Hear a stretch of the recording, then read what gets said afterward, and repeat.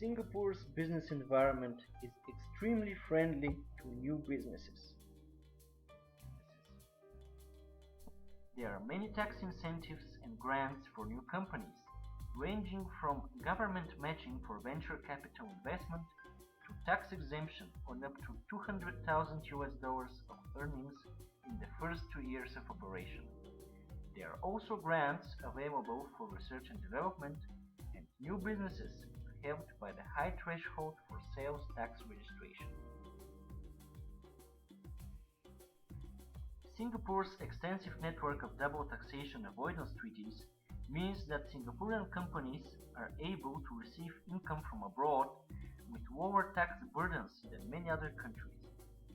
Singapore's 75 DTA treaties reduce or even remove withholding tax on foreign payments of dividends, interest, royalties, and technical service fees so that the businesses can use more of the capital that its activities generate.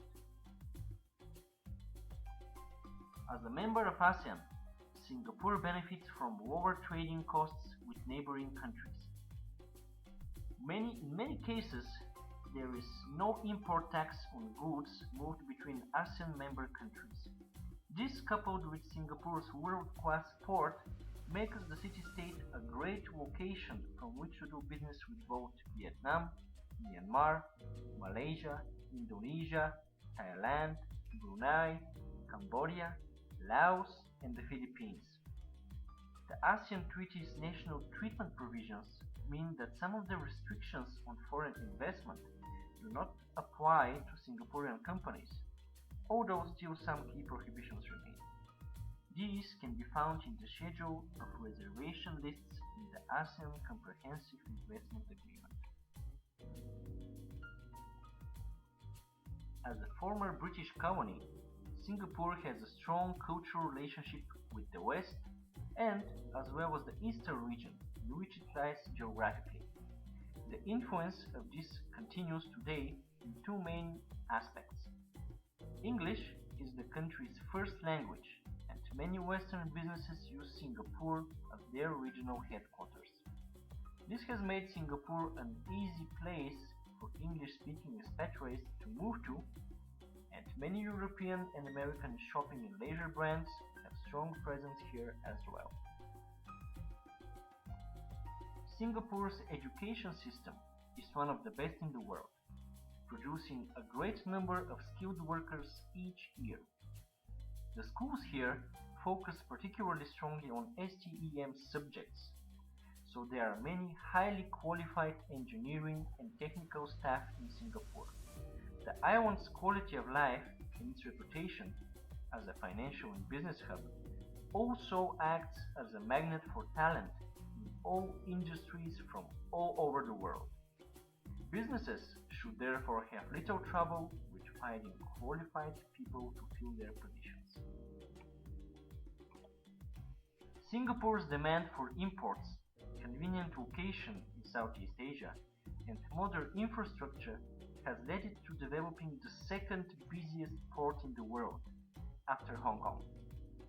Singapore is therefore an excellent shipping and logistics hub for transporting items in Southeast Asia and all around the world. Singapore's government is lean and efficient, running consistent surpluses and enjoying stable power over the country's 50-year history. This stability has allowed the government to focus on long-term goals rather than political point scoring, which has brought with it a strong, well-structured economy ripe for investment.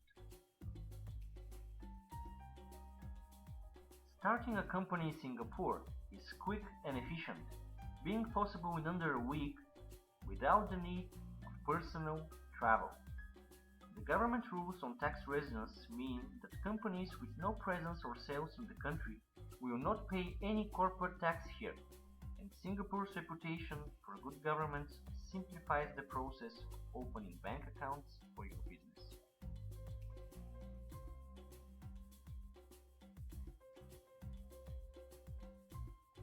All Singaporean companies must have a director resident in Singapore.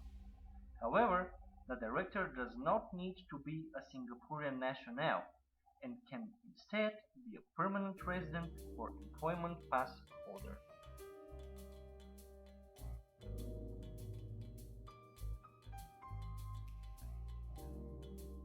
Shareholders of Singaporean businesses can be companies or individuals who may own the company without participation from any other owners.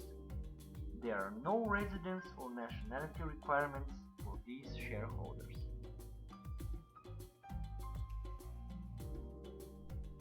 Companies here must have a company secretary appointed within 6 months of incorporation. The secretary must be resident in Singapore and can be one of the directors. However, the company secretary may not also be the sole director of the company. There must therefore be at least 2 people with visibility to company's corporate affairs. Shares in Singaporean companies do not have par value, and there is no minimum capital requirement, meaning that companies can be incorporated here with any desired investment amount. Singaporean companies do not require dedicated office space.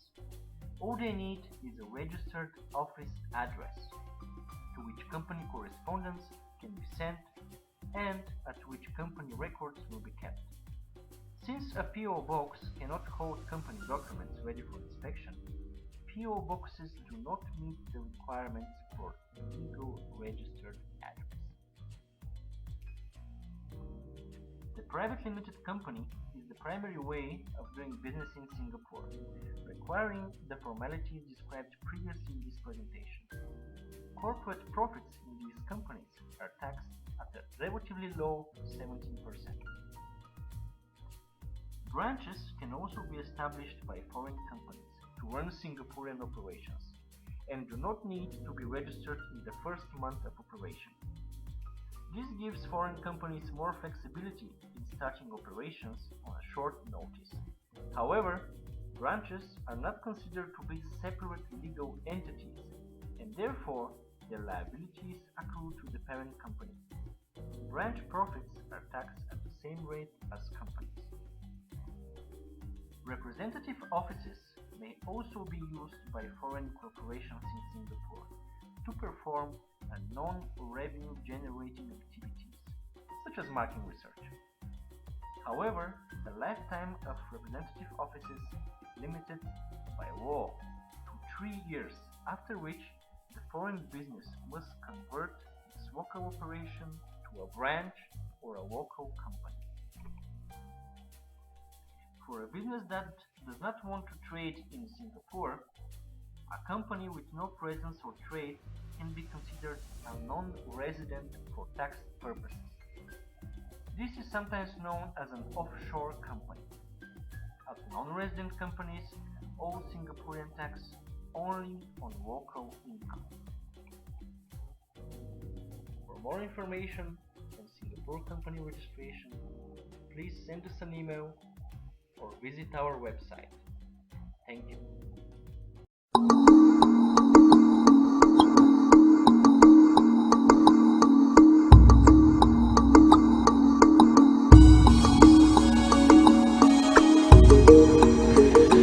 There would be a couple of reasons, Mihal. One would be it's a very tax efficient company while still looking good as a trading company. So it's not a shelf company or a paper company, it's one that has substance. So we have many clients and they set up a Singapore company and they face investors all over the world and they do trading all over the world. They can open up bank accounts more easily, brokerage accounts, and generally it looks better to governments and investors. Other reasons, Mihal, would be Singapore is a very politically and economically stable jurisdiction with very secure banking. All of the best banks in the world are located here. And other benefits would be that it's a very westernized city, a great place to live in, So they would be some of the top reasons that many of our clients like Singapore as a corporate jurisdiction. So one of the biggest attractions for a Singapore company would be it's tax exempt if properly set up, and if the business is run in accordance with the guidelines of the Singapore Tax Authority. So for most of our clients that's very attractive, particularly when Singapore has a very good image abroad internationally. It's not perceived to be a tax haven, it's a trading jurisdiction in its own right. It's a well-known Western jurisdiction throughout the world that is very economically and politically stable. So, you know, it's a very attractive corporate structure to put in place for international entrepreneurs.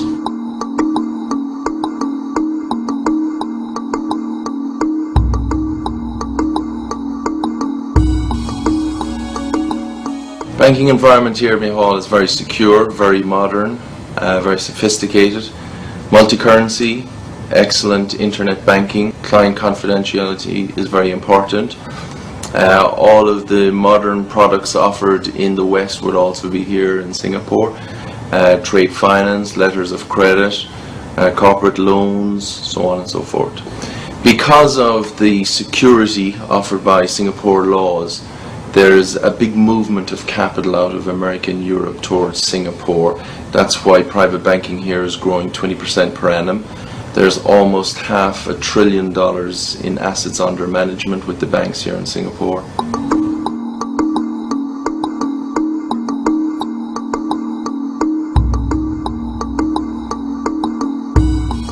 Singapore is a very attractive place to live. So it would be easy to have managers and managing directors want to relocate here to run the business out of, and then to be supported by a skilled workforce in Singapore. Singapore has a very strong education system, so highly skilled labour is easy to come by, and they work hard and they like to contribute towards the success of the company. Singapore is also a logistics hub. It's supported by the third biggest port in the world, and with Singapore Airlines, one of the best airlines in the world, it's easy to link between each city in Asia. As well as that, the Singapore government offer attractive investment incentives to bring large companies into Singapore, including grants, startup capital, venture capital, listing on the stock exchange. These would be some of the reasons.